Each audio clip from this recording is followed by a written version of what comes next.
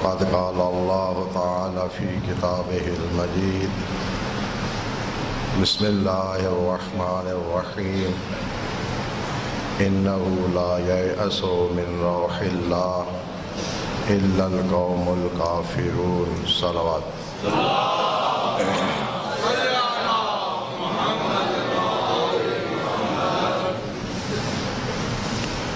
قرآن کبیرہ میں سے یاس من رحمت اللہ و من روح اللہ اس عنوان کے ضمن میں گفتگو ہو رہی تھی، اور اس مناسبت سے نسبتاً طولانی اور مفصل حدیث مبارک جو حضرت سید الساجدین صلوات اللہ علیہ سے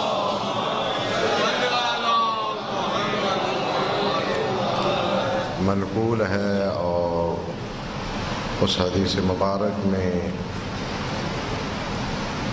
مختلف گناہوں کے اثرات کا تذکرہ کیا گیا ہے، اس کی تلاوت کی جا رہی تھی۔ اس میں حضرت نے ارشاد فرمایا والذنوب التي تقطع الرجاء، یہی جملہ تلاوت کر رہا تھا کہ وقت ختم ہو گیا تھا، کہ وہ گناہ جو انسان کی امید کو ختم کر دیتے ہیں، نا امیدی پیدا کرتے ہیں، الیاس من روح اللہ، اللہ کی رحمت سے مایوس ہونا ہے، والقنوط من رحمتہ، اور اللہ کی رحمت سے مایوسی اور یاس، والثقۃ بغیر اللہ، اللہ کے علاوہ کسی اور پر اعتماد کرنا، والتکذیب بوعد اللہ عز وجل، اور اللہ کے کیے ہوئے وعدے کو جھٹلانا۔ کہ انسان زندگی میں اپنے مختلف مقاصد کے لیے جدوجہد کرتا ہے، کوشش کرتا ہے، جستجو کرتا ہے، اور ذہن میں جو نتیجے کا وقت مقرر کرتا ہے کہ اس کام کا اتنی دیر میں اتنا وقت گزرنے کے بعد نتیجہ نکل آنا چاہیے، جب اس ذہن میں تعیین شدہ وقت پہ اس کا نتیجہ نہیں نکلتا تو پھر وہ مایوسی کی طرف جاتا ہے۔ اور یہاں پر اس کے لیے سہارا اور جائے اعتماد اور جائے پناہ حق تعالیٰ کی ذات گرامی ہوتی ہے۔ اگر ایک شخص وعدہ الہی کی تصدیق کرتا ہے اور اس پر ایمان رکھتا ہے تو بڑی سے بڑی محنت اور بڑی سے بڑی اس کی جو سٹرگل ہے کرنے کے بعد اگر وہ مطلوبہ نتیجہ تک نہیں پہنچتا تو وہ مایوس نہیں ہوتا، اللہ کے وعدہ پر اعتماد کرتا ہے کہ حق تعالیٰ کی طرف سے اس میری کوشش کا کسی اور صورت میں نتیجہ برآمد ہوگا۔ والذنوب التي تظلم الہوا، اور وہ گناہ جو فضا کو تاریک کر دیتے ہیں، السحر، جادو ہے۔ اب ہمارے معاشرے میں الحمدللہ اس کو یہ سمجھتے ہوئے کہ جادو کرنا، جادو پڑھنا، جادو کی تعلیم حاصل کرنا، جادو کی تعلیم دینا، یہ کفر کے برابر ہے۔ اور حتیٰ ایسے لوگوں کے اقوال اور ایسے لوگوں کی باتوں کی تصدیق کرنا، اسی طرح منجم کی باتوں کی تصدیق کرنا، یہ صریح روایات میں وارد ہوا ہے، کفر ہے۔ لیکن معاشرہ اپنے مقاصد کے لیے جنون رکھتا ہے، اندھا ہوتا ہے۔ جب کوئی شخص ایک چیز کو اپنا مقصد بنا لیتا ہے تو اس کو پانے کے لیے پھر وہ جائز و ناجائز کی پرواہ نہیں کرتا۔ بہت سے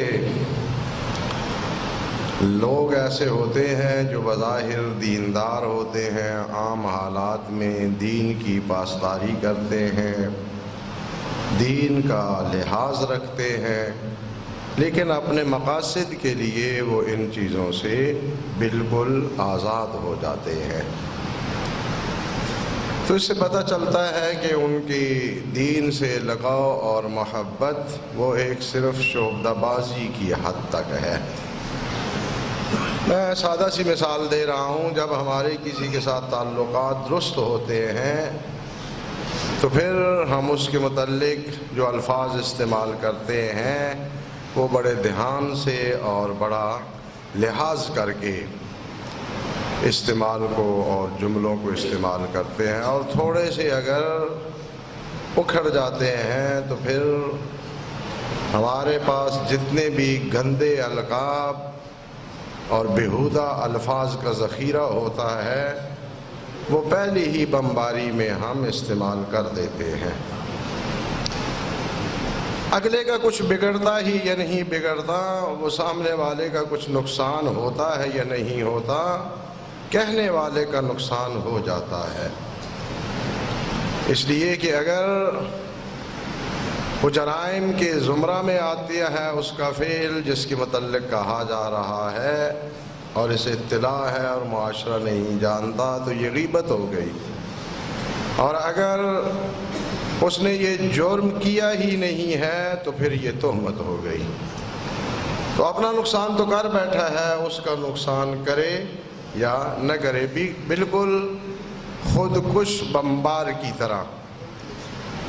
یہ بھی اب بڑی حیف کی بات ہے کہ ہماری قومی زبان اردو ہے اور تلفظ اکثر حتیٰ اخبار خبریں جو پڑھتے ہیں ان کا بھی تلفظ اکثر غلط ہوتا ہے۔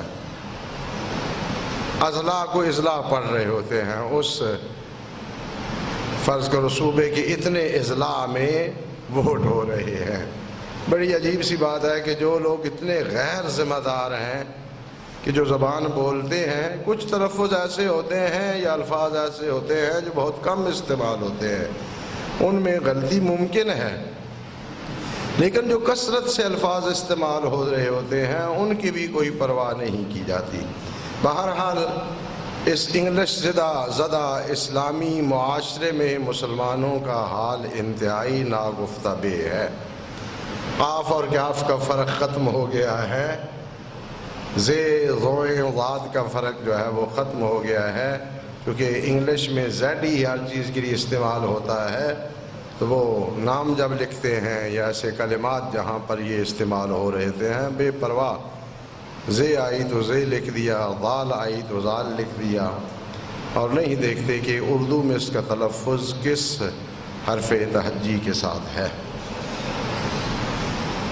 تو بے پرواہ اس سے ہم عربوں کی بھی ایک ضرب المثل ہے کہ صاحب الحاجت کالمجنون، کہ جو صاحب حاجت ہوتا ہے وہ دیوانے کی طرح ہوتا ہے، اسے پھر ناجائز جائز آپ کے اختیار میں ہے یا نہیں اس سے کوئی غرض نہیں ہوتی، اسے تو غرض یہ ہوتی ہے کہ وہ اپنے مقصد کو پالے۔ ایک بزرگ شخصیت ہی اب اس دنیا میں نہیں ہے، خداوند متعال تمام رفتگان کی مغفرت فرمائے۔ بڑا تعجب ہوا، میں ان کا کافی احترام بھی کرتا تھا۔ ایک دفعہ انہوں نے مجھے ارشاد فرمایا کہ ایک فلاں آفس میں ایک مومن افیسر ہیں تو آپ ان کے نام رکا لکھ دیں۔ کام کس کا ہے؟ جس کا کام تھا وہ غیر مومن تھا۔ تو انسان کو جب ضرورت ہوتی ہے تو وہ پھر قیود اور پابندیوں کا قائل نہیں ہوتا، اور یہیں سے انسان کا پتہ چلتا ہے کہ وہ کتنا قانون کا احترام کرنے والا ہے، کتنا وہ مذہب کا احترام کرنے والا ہے۔ تو جادو اب مسئلہ ہی نہیں رہا ہے، مقصد حاصل ہونا چاہیے، جبکہ بہت بڑا گناہ ہے۔ انشاءاللہ گناہان کبیرہ کی لسٹ میں یہ بھی شامل ہے، اس سے بھی گفتگو کریں گے، لیکن یہ ایسا گناہ ہے جو فضا کو تاریک کرتا ہے۔ کہانہ یہ پرانے زمانے میں اسلام جب عربستان کی زمین میں آیا تھا اس وقت اس کا بہت زیادہ رواج تھا۔ کوئی غیبی مخلوق سے کہتے تھے کہ ان کا رابطہ ہوتا تھا، یا جن عربی میں ہر پوشیدہ چیز کو کہا جاتا ہے۔ عربی زبان بڑی ماشاءاللہ اس اعتبار سے بڑی عجیب زبان ہے کہ اس میں دو اشتقاق کے سسٹم چلتے ہیں، ایک اشتقاق کبیر اور ایک اشتقاق صغیر۔ اشتقاق صغیر میں ایک لفظ سے وہ تقریباً 150-200 کے قریب کلمات جو ہیں وہ ایک لفظ سے نکالتے ہیں، مصدر سے۔ اور اشتقاق کبیر میں یہ ہوتا ہے کہ جو حروف تہجی میں شرکت رکھتے الفاظ ہوتے ہیں ان کے معنی ایک دوسرے سے متاثر ہوتے ہیں۔ جیم نون جیم جو جن جس سے نکلا ہے، تو یہ ہوتا ہے پوشیدہ کرنا یا پوشیدہ ہونا۔ اسی سے لفظ جنہ ہے، جنہ یہ بھی مادہ کے اعتبار سے وہی جیم نون نون ہے۔ تو جنت کہتے ہیں باغ کو، چونکہ باغ میں درخت ہوتے ہیں جنہوں نے زمین کو چھپا رکھا ہوتا ہے، اس لیے اسے جنہ کہا جاتا ہے۔ اسی سے ہے جنون۔ جنون ایک ایسا مرض ہے جو انسان کے دماغ کو، سوچ کو چھپا لیتی ہے۔ دیکھیں یہ اشتقاق کبیر ہے۔ جن یعنی ایک پوشیدہ شے۔ تو کہانت میں اس قسم کی کوئی چیز سے رابطہ ہوتا تھا جس کے ذریعے سے کاہن مغیبات کے متعلق بتاتا تھا، غائب چیزوں کی خبر دیتا تھا، جو اس زمانے میں پیری کا بہت بڑا جو ہے وہ اعزاز ہے کہ جناب وہ ہاتھ دیکھتے ہیں، ماضی ساری بتا دیتے ہیں، آئندہ کا یہ کر دیتے ہیں، وہ کر دیتے ہیں۔ اور کاہن کی تصدیق بھی کرنا شرعاً کفر کے برابر ہے۔ جو باتیں کرتا ہے کاہن اس کی تصدیق نہیں کی جا سکتی۔ لیکن اسلامی معاشرے میں آہستہ آہستہ اسلامی اقدار جو ہیں وہ کمزور ہو گئی اور اسلامی معاشرہ خود سر ہو گیا ہے۔ والایمان بالنجوم، اور ستاروں پر ایمان رکھنا۔ ستاروں کے متعلق دو علوم ہیں، ایک علم ہیئت کہلاتا ہے جو ستاروں کی گردش اور ستاروں کا آپس میں رابطہ، فاصلہ، ان چیزوں کے متعلق ہوتا ہے، اور کس ستارے کی یا کس سیارچے کی جگہ کیا ہے، فاصلہ کیا ہے، اس کی حرکت کا سسٹم کیا ہے، اس کا تعلق ہے علم ہیئت سے۔ اور ایک علم نجوم ہوتا ہے کہ وہ ان ستاروں کی کیفیات سے احکام لگاتے ہیں کہ اب یہ ستارہ اور یہ ستارہ ان کی آپس میں نظر تسلیس کی ہو گئی ہے یا تسلیس کی ہو گئی ہے یا تربیح کی ہو گئی ہے، اس کا نتیجہ یہ نکلے گا کہ کات پڑ جائے گا، اب یہ ہو جائے گا، وہ ہو جائے گا۔ یہ جو پیشگوئیاں نجومی ہوتی ہیں ان پر ایمان رکھنا یہ بھی ہوا کو تاریک کرتا ہے، اور اس پر بھی ایمان نہیں رکھنا چاہیے۔ یہ بھی باقاعدہ ائمہ اہل بیت علیہم السلام سے منقول ہے کہ یہ بھی کفر کے برابر ہے ان کی باتوں پر ایمان پیدا کرنا۔ کوئی گپ شپ لگاتا ہے تو لگاتا رہے، لیکن ان کی باتوں کی تصدیق کرنا یہ شرعاً جائز نہیں ہے۔ اور والتکذیب بالقدر، اور اللہ کی تقدیرات کی تکذیب کرنا، یہ بھی ہوا کو تاریک کر دیتا ہے۔ وعقوق الوالدین، اور والدین کی نافرمانی کرنا۔ والذنوب التي تکشف الغطاء، غطاء بھی تغطیہ عربی میں ڈھانپنے کو کہتے ہیں، وہی پردہ پوشی۔ اور وہ گناہ جو پردہ پوشی کو ختم کر دیتے ہیں، یعنی انسان کی شخصیت کی نسبت جو ایک حاجب پایا جاتا ہے، جو شخصیت کا ایک معاشرے میں احترام پایا جاتا ہے اور اس کی برائیاں لوگوں کی نظروں سے پوشیدہ ہیں، وہ جو حاجب ہوتا ہے وہ ختم ہو جاتا ہے جو شخص ان گناہوں میں سے کسی ایک گناہ کا ارتکاب کرتا ہے۔ وَالذُّنُوبُ الَّتِي تَكْشِفُ الْغِطَاءَ الاستدانۃ بغیر نیت الادا، کہ کوئی شخص قرض لے اور قرض لیتے وقت اس کی یہ نیت نہ ہو کہ میں اس قرض کو واپس کروں گا اور ادا کروں گا۔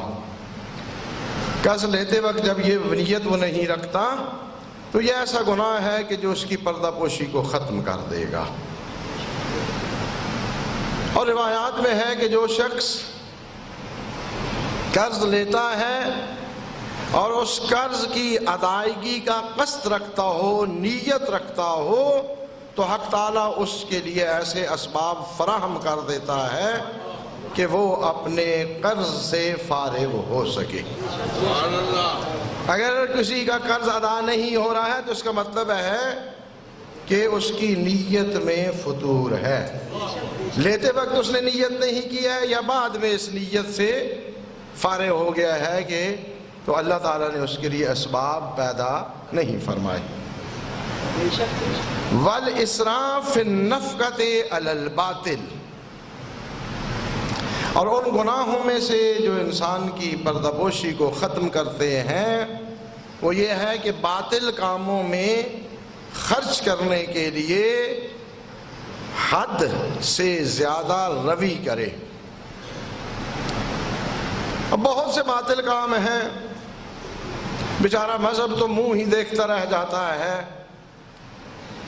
ہم چونکہ مسجد کے اندر صف پہ بیٹھے ہوئے دین کے بہت زیادہ تابع دار ہوتے ہیں، بالکل اسی طرح ہم سمجھتے ہیں جس طرح کوئی کالج، سکول، کوئی ادارہ کہ جب تک ہم اس کے گیٹ کے اندر ہیں ان چیزوں کی پابندی کرنی ہے، چونکہ بعد میں وہ ایک سرٹیفکیٹ لینا پڑتا ہے اخلاق کا کہ یہاں کوئی شکایت پیش نہ آئے، وہاں میرا جو ہے وہ گریڈ اوپر نیچے نہ ہو جائے۔ تھوڑا سا مسجد کے اندر البتہ کچھ لوگ تو بے پرواہ ہوتے ہیں، باہمت ہوتے ہیں، ان کے لیے مسجد اور سڑک میں کوئی فرق نہیں ہوتا۔ میں ان دلیروں کی بات نہیں کر رہا ہوں جو تھوڑے سے ان لوگوں سے بزدل ہیں، وہ فرق کرتے ہیں سڑک کے درمیان اور مسجد کے درمیان، لیکن مسجد کے گیٹ سے نکلنے کا مطلب یہ ہے کہ اب ہم ہر طرح کی پابندی سے آزاد ہو گئے ہیں۔ یہ جو ہمارے جدید جدت پسند پچھلی صدی میں پیدا ہونے والے شیعہ ہیں ان کی طرح وہ بھی کہتے ہیں جی ہمارا جو ہے وہ اللہ پاک نے جنت خلق کی ہے، ہم نے جنت میں جانا ہے، ہمیں کیا مصیبت ہے ان چیزوں کے پیچھے بھاگنے کی، اللہ نے جنت کو کیا کرنا ہے، ہمارے لیے خلق کی ہے۔ بات تو ان کی ٹھیک ہے، جنت ایک ایسی چیز ہے کہ اگر اللہ نہیں دے گا تو خراب ہو جائے گی، زنگ لگ جائے گا اسے، تو پھر اللہ کی تو مجبوری ہے، دینی ہے، تو جب دینے کی بات آئے گی تو ہمیں ہی دینی ہے، کسی اور کو تو نہیں دینی ہے۔ ظاہر ہے دشمنان اہل بیت علیہم السلام کو تو اللہ نے جنت میں داخل نہیں کرنا ہے، جانا تو انہی نے ہے جن کے دل میں ولائے اہل بیت علیہم السلام ہونی ہے۔ نہیں، یہ اتنا لنک دین سے نہیں ہونا چاہیے، دین سے انسان کا لنک، مذہب سے انسان کا لنک، تعلق اس سے تھوڑا سا زیادہ ہونا چاہیے۔ ہاں انسان ہے کبھی غصے میں آ جاتا ہے، کبھی آؤٹ آف کنٹرول ہو جاتا ہے، تو پھر کوئی کمزوری کرتا ہے، دین کی نسبت کچھ بے پرواہی کا ارتکاب کرتا ہے، تو کسی حد تک انسان برداشت کر سکتا ہے۔ دین کا تعلق ہی انسان کے، جب کوئی دین کو مانتا ہے تو اس کا معنی ہی یہ ہے کہ جب تک وہ اپنے پہ کنٹرول رکھتا ہے دین کی حد کو کراس نہیں کر سکتا، اور یہ پابندی کا نام ہی دین ہے۔ یہ جو معمولاً، وہ میں نے پہلے بھی جملہ کہا ہے، کسی نے فیس بک پہ لکھا تھا، بہت اچھا جملہ ہے کہ یہ معمولاً جو کسی بڑے رائٹر کا جملہ ہے، کسی مولوی کا جملہ نہیں ہے کہ آپ پریشان ہو جائیں۔ تو اس نے ایک جملہ لکھا ہے کہ معمولاً یہ جو لوگ مولویوں کو گالیاں نکالتے ہیں، اصل میں یہ گالی اسلام کو دینا چاہتے ہیں، کیونکہ اسلام کو اگر گالی دیں گے تو لوگ جو ہیں اس پہ احتجاج کریں گے، اسلام والا غصہ مولوی پہ نکالتے ہیں۔ مجھے یہ بتائے، بات آگئی، یہ میرا مقصد نہیں تھا بھئی، میں اگر یہاں پر کوئی بات کرتا ہوں اس کے ساتھ حدیث پڑھتا ہوں، ایسا ہی ہے نا، تو آپ آ کے مجھ سے حوالہ مانگ لیں۔ اگر ان باتوں کی وجہ سے مجھے گالیاں نکالیں تو مجھے تو نہیں نکال رہے ہیں، اگر مجھے تو نکالنی ہے تو پھر ہر وقت مجھے نکالیں۔ میری باتیں سن کے جب آپ مجھے گالیاں نکال رہے ہیں تو ان باتوں کو نکال رہے ہیں جو میں بیان کر رہا ہوں، ورنہ مجھ سے تو دشمنی آپ کی نہیں ہے۔ پھر کہنا سینے پہ ہاتھ مار کے کہ ہم تو بڑے ائمہ کے نزدیکی ہیں، ہم تو مذہب کے ایسے ہیں، ہم تو ویسے ہیں، یہ بک بک ہے، جتنی چاہے کر لیں۔ کوئی اگر شخص اس پیغام سے ناراض ہوتا ہے تو میرا تو اس سے کوئی لنک تعلق نہیں ہے۔ میرے سے تب ناراض ہونا کہ جب میں نے کسی کے پیسے مار لیے، کسی کے مکان پہ قبضہ کیا، یہ جو بدمعاشی کا طریقہ ہوتا ہے کہ کسی کی بیوہ کے مکان پہ قبضہ کیا جاتا ہے، جب میں نے ایسا کوئی کام کیا تو پھر آپ کو حق ہے مجھ سے ناراض ہو لینا۔ جب آپ میری باتیں برداشت نہیں کرتے، میری باتوں پہ ناراض ہوتے ہیں، تو یہ میرے باپ کی باتیں نہیں ہیں، نہ میں یہ کو گھر سے باتیں لایا ہوں، یہ اہل بیت علیہم السلام کا پیغام ہے۔ اس پیغام سے اگر آپ ناراض ہو رہے ہیں تو کہنے والوں سے جا کے جھگڑا کرو، مجھ سے جھگڑا نہ کرو، میں تو صرف ایک پہنچانے والا ہوں، اس سے زیادہ میری کوئی اہمیت نہیں ہے۔ تو یہ جتنے یہ علوم ہیں، سیر ہے، کہانت ہے، نجوم ہے، اولاً تو یہ حقیقتاً اس وقت معاشرے کے ہاتھ میں موجود نہیں ہے۔ حتیٰ یہ بڑے بڑی کتابیں آپ کو چھپی ہوئی ملیں گی جعفر کے متعلق، ماشاءاللہ وہ بڑا جفار ہے، یہ بڑا جفار ہے، لوگوں کو بے وقوف بنانے کا بہت اچھا ایک یہ بھی ذریعہ ہے۔ میں آپ کو یقین سے کہہ رہا ہوں، مسجد کے محراب میں کھڑا ہو کے کہہ رہا ہوں، اس وقت دنیا میں کوئی ایسا شخص نہیں ہے جس کے پاس حقیقی علم جفر پایا جاتا ہو۔ دو ہے، جفر خافیہ ہوتا ہے اور جفر استخراجیہ۔ استخراجیہ میں سوالوں کے جواب دیے جاتے ہیں، جو یہ جواب دیتے ہیں اس کی چونکہ سطریں ہوتی ہیں، 12-13 قواعد لگتے ہیں، سطریں پر کی جاتی ہیں، آخری سطر میں اپنی مرضی کے حروف بھرتی کر لیے جاتے ہیں، آپ کو جواب دے دیا جاتا ہے۔ میں نے باقاعدہ یہی جفر استخراجی کے لیے کتنی کتابیں دیکھی ہیں، زندگی کا بہت وقت ضائع کیا ہے، کسی کے پاس نہیں ہے جو کہتا ہے وہ صریح جھوٹ بول رہا ہے۔ البتہ یہ ائمہ علیہ السلام کے علوم میں سے ایک علم ہے، اس کا کوئی انکار نہیں کر سکتا۔ ہاں، علماء بھی ہیں جنہوں نے جفر جامع تیار کی تھی، لیکن وہ خبریں دینے والا علم نہیں ہے۔ جفر جامع ایک کتاب ہوتی ہے جو حروف تہجی کے اعتبار سے تیار کی جاتی ہے، باوضو ہو کے جس گھر میں پڑھی ہو، چونکہ دنیا کا کوئی کلمہ آپ تصور نہیں کر سکتے عربی میں، مگر اس کتاب کے اندر وہ آ جاتا ہے۔ تو بہت سے علماء جو ہیں، مقدس علماء، انہوں نے جفر جامع اپنے لیے تیار کی، اس کی برکات ہیں، لیکن جفر استخراجیہ جس میں انسان کسی سوال کا جواب دیتا ہے قواعد کے ذریعے سے، کسی کے پاس نہیں ہے۔ باتیں ہیں جتنی کوئی کر لے۔ یہاں تو مسئلہ یہ ہے کہ جتنا کوئی زیادہ جاہل ہوتا ہے اتنا وہ بولنے میں جری ہوتا ہے، اتنا اس کا رعب زیادہ ہوتا ہے کہ جناب بس آگے سے ہٹ جائیں، کیونکہ ہمارے ہاں تو اللہ کا ولی بنانے کا اچھا کیا، یہ اللہ نے ولایت کا سلسلہ اپنے ہاتھ میں ہی رکھا، یہ جانتے ہوئے کہ شیعہ کا عقیدہ ہے ولایت کا نظام اسی کے ہاتھ میں ہے، ہم کوئی اس میں دخالت نہیں دے سکتے۔ اور ہمارے اولیاء معین ہیں، ان پر کسی کا اضافہ نہیں کیا جا سکتا۔ پھر بھی سڑکوں پر غلاظت میں لتڑے ہوئوں کو ولی اللہ کہہ رہے تھے۔ اللہ کا ولی ہے یہ بیچارہ۔ میں کتنی دفعہ کہہ چکا ہوں، نواب پیلس میں رہتا تھا تو جب واپس جاتا تھا وہاں ایک صاحب تھے ننگے دھڑنگے، معمولی سا لباس ان کا ہوتا تھا اور مکھیوں کا ہجوم ہوتا تھا ان پر۔ لوگ کاروں سے نکل کر ان کے جو ہے وہ سیوا فرما رہے ہوتے تھے، اور خواتین بھی، اور وہ گالیاں نکالتا تھا جب اسے کوئی نزدیک ہوتا تھا، فحش ترین گالیاں، اور لوگ وہ گالیاں نوٹ کر رہے ہوتے تھے۔ میں نے کئی دنوں کے بعد کسی پوچھا کہ یار یہ اس کی گالیاں کیوں نوٹ کرتے ہیں؟ کہتے ہیں جی کہ انہوں نے کہا کہ یہ اس کے نمبر بناتے ہیں، جو نمبر نکل آئے تو وہ باؤنڈ کا نمبر ہوتا ہے۔ کیا سلسلہ ولایت! خدا را مجھے بتائیں، یہ گالیوں سے جو مغیبات ملتی ہیں، غیب گوئی ہوتی ہے، اس کا اللہ سے لنک ہو سکتا ہے؟ ہاں، شیطان کا چیلا تو ہو سکتا ہے۔ معاشرے کی جہالت، بے وقوفی کہ گالیوں سے جو ہے وہ غیب گوئی، آئندہ کی باتیں نکالی جا رہی ہیں۔ تو بھائی اس نے کوئی گالی سوچ سمجھ کے دی ہے کہ پھر اس کی طرف منسوب کریں؟ کسی کو ماں کی دے دی، کسی کو بہن کی دے دی، اس نے اپنی گالی نوٹ کر لی، اس نے اپنی گالی نوٹ کر لی، اور نمبر بیچ میں سے نکال لیا، جناب باؤنڈ کا نمبر لگ گیا ہے۔ کیا کہنا بھائی، کیا کہنا! اگر یہ گالیوں سے ولایت اللہ کی ملتی ہے تو اللہ نے اپنے اولیاء کے لیے علم لدنی کی شرط کیوں رکھی؟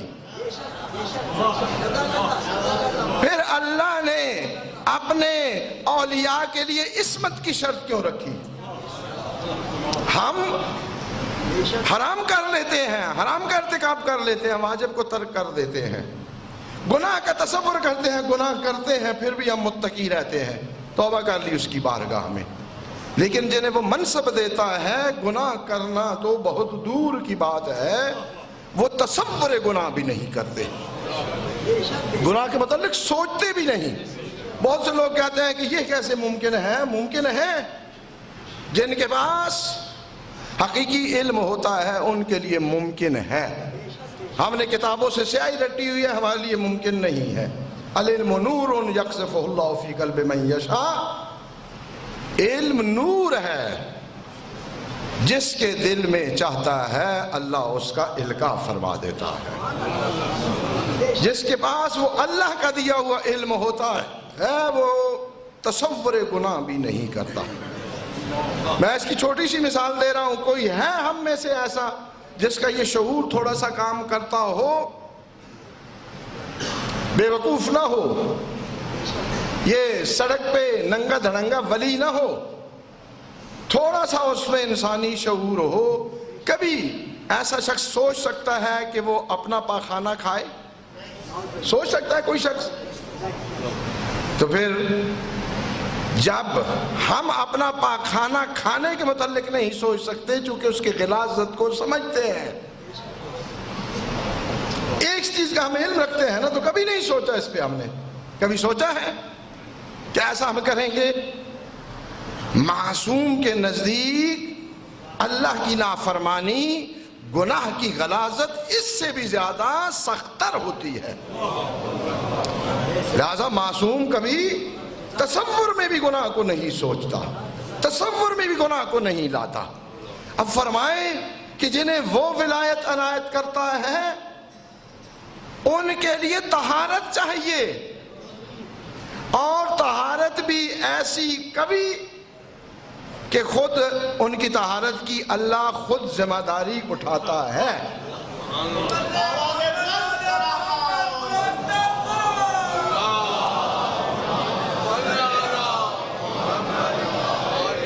اور ان کے ماننے والے ان کو ولی مان رہے ہیں جنہوں نے زندگی بھر اپنے بدن سے کبھی پاخانہ صاف ہی نہیں کیا ہے،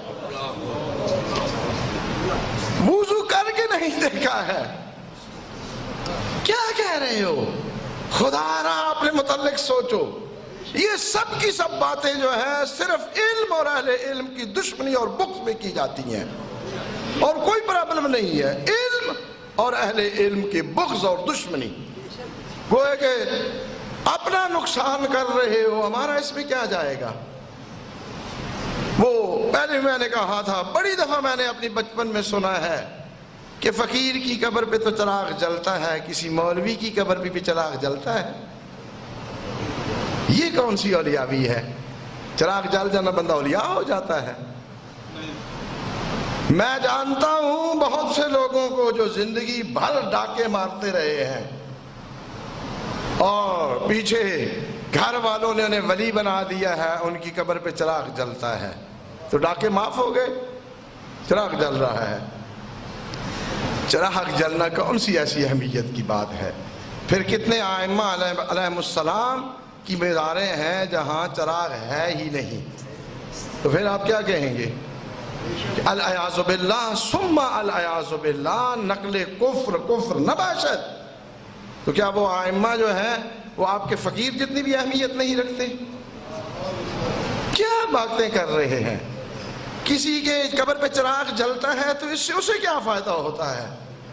یہ بالکل ہمارے معاشرے والا مسئلہ ہے کہ چہلم 1 لاکھ خرچ کر دیتے ہیں چہلم پہ، کھانا بڑے سے بڑا مقرر، عام مجلس ہو، یہاں سے کوئی 200-400 روپیہ لینے والا مقرر بلا لو، کوئی مسئلہ نہیں ہے۔ چہلم کی مجلس تو ظاہر ہے کہ بندے کو جنت میں بھیجنا ہے۔ کراچی سے آئے گا بندہ، پنڈی سے آئے گا بندہ، اور پھر جو کچھ ہے اس پہ خرچ کر دینا ہے۔ مقابلے میں کھانے پک رہے ہیں اور جانے والے کے واجبات کی کسی کو فکر ہی نہیں ہے۔ بھائی لاکھوں روپے جو یہ خرچ کر رہے ہو، اس کا کیا فائدہ؟ یہ لاکھ کی اس کے لیے نمازیں پڑھوا لیتے، 10 سال کی اس کی نمازیں کم ہو جاتی، اس کا واجب تو ادا ہو جاتا، اس کی قضا روزوں کی رکھوا لیتے، اس کا حج کروا لیتے۔ کیونکہ بہت سے لوگ ہوتے ہیں جن پہ حج واجب ہوتا ہے، پرواہ ہی نہیں کرتے، بہانے سے بیٹھے رہتے ہیں۔ اور حج ایسا عمل ہے، بھائی میرا کوئی قافلہ نہیں ہے، نہ میں کسی قافلے کی طرف کسی کو بھیجتا ہوں کہ اس کے ساتھ جاؤ، میرے نام پہ جو آپ کو کہے آپ اس کے ساتھ جانا بھی چاہتے ہیں تو شرعاً آپ کو اس کے ساتھ جانا حرام ہے۔ میری وجہ سے کوئی نہ کسی کے ساتھ جائے، آپ نے اپنی جیبیں کٹوانی ہے اپنے نام پہ کٹوائیں، کوئی کاٹنا چاہتا ہے اپنے نام پہ کاٹے۔ میں جس دن اتنا دلیر ہو گیا کہ آپ کی جیبیں کاٹ سکوں، خود قافلہ بناؤں گا۔ اگر مجھ میں فرشتوں سے مار کھانے کی ہمت آ گئی تو پھر قافلہ سالاری کروں گا، قافلہ لے کے جاؤں گا۔ میں بزدل ہوں، یہ کام نہیں کر سکتا، لیکن یہ یاد رکھ لو، سرکار دو عالم نے فرمایا ہے جس پر حج واجب ہو حج نہ کرے، مجھے کوئی پرواہ نہیں کہ وہ یہودی ہو کر مرے یا نصرانی ہو کر مرے۔ خدا را ان چیزوں کو اہمیت دو، ضرور چہلم کرو۔ کل سے میرے خلاف فتوے آنا شروع ہو جائیں گے کہ اب مولوی نے چہلم کو حرام کر دیا ہے، میں نہیں قرار دے رہا، شرعاً کسی کا چہلم نہیں ہے سوائے حضرت سید الشہداء کے، لیکن چہلم نیک کام ہے، ذکر اہل بیت علیہ السلام ہوتا ہے، غریبوں کو کھانا ملتا ہے، لیکن بڑوں کے چہلم پہ نہیں۔ بڑے تو جو ہے انہیں پتہ ہوتا ہے کہ یہ قیمتی کھانے غریب کھائیں گے، انہیں بد ہضمی ہو جائے گی، ڈاکٹر کے پاس جانا پڑے گا، انہوں نے کھانے والے اپنے بڑے ہی ساتھ وہ لے کر آتے ہیں تاکہ ان بیچاروں کو بد ہضمی نہ ہو، یہ جو معمولی کھانے کھانے والے ہیں۔ لیکن میں یہ کہہ رہا ہوں یہ نیک کام ہے، چہلم کرنا نیک کام ہے، ثواب کا باعث ہے، لیکن یہ شیعوں والی عادتیں چھوڑ دیں۔ واجب کو مستحب پر مقدم کرنا ہوتا ہے، کوئی مستحب واجب پر اولویت پیدا نہیں کر سکتا۔ نمازوں کی قضا واجب ہے، روزوں کی قضا واجب ہے، حج کی قضا واجب ہے۔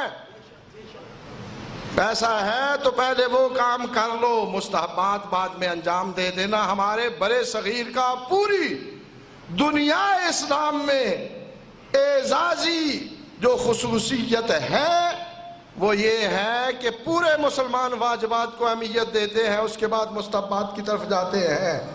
یہ بر صغیر کا طر امتیاز ہے کہ یہاں مستحبات کو اہمیت دی جاتی ہے، واجبات کو کوئی اہمیت نہیں دیتا۔ مکروہات کو اہمیت دیں گے، محرمات سے بچنے کی کوشش نہیں کریں گے۔ بارگاہ